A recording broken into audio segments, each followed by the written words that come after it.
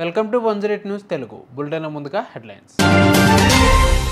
ఏడబ్ల్యూ అక్రమాస్తులు 150 కోట్లపైనే కొనసాగుతున్న ఏసీబీ సోదాలు. నియామకాలలో పింఛన్ల పంపిణీ పాల్గొన్న సీఎం చంద్రబాబు.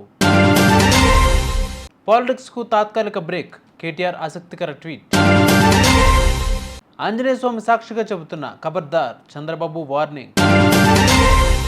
తుఫాన్ ఎఫెక్ట్, ఏపీకి కుండపోత వర్షాలు, ఈ జిల్లాలకు రెడ్ అలర్ట్.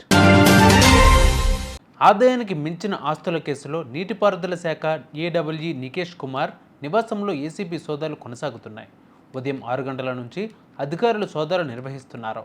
నికేష్ బంధువులతో పాటు సన్నిహితులు ఇళ్లల్లో కలిపి మొత్తం 30 ప్రాంతాల్లో సోదాలు కొనసాగుతున్నట్లు సమాచారం.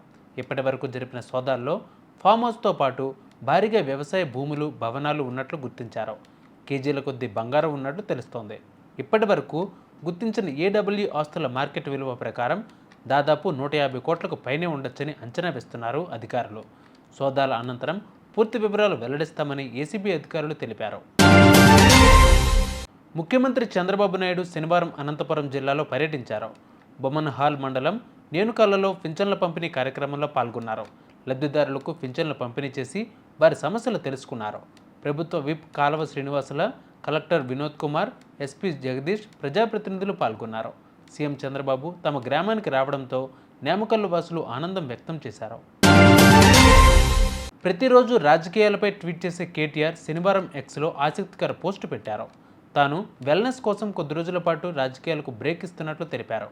అయితే ఈ బ్రేక్తో తన రాజకీయ ప్రత్యర్థులు తనను అంతగా మిస్ అవ్వరని ఆశిస్తున్నట్లు పేర్కొన్నారు.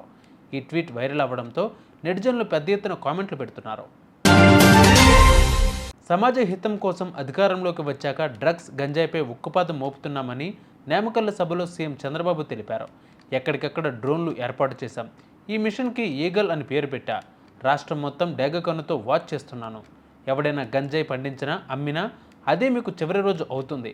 ఆంజనేయ స్వామి సాక్షిగా చెబుతున్న ఖబర్దార్ అని సీఎం చంద్రబాబు వార్నింగ్ ఇచ్చారు. నైరుతి బంగాళాఖాతంలో ఫెంగల్ తుఫాన్ గంటకు 13 కిలోమీటర్ల వేగంతో కదులుతోంది. పశ్చిమ వాయువ్య దిశగా ఫెంగల్ కదులుతూ పుదుచ్చేరికి 120 కిలోమీటర్లు, చెన్నైకి 110 కిలోమీటర్లు, నాగపట్నానికి 200 కిలోమీటర్ల దూరంలో కేంద్రీకృతమై ఉంది.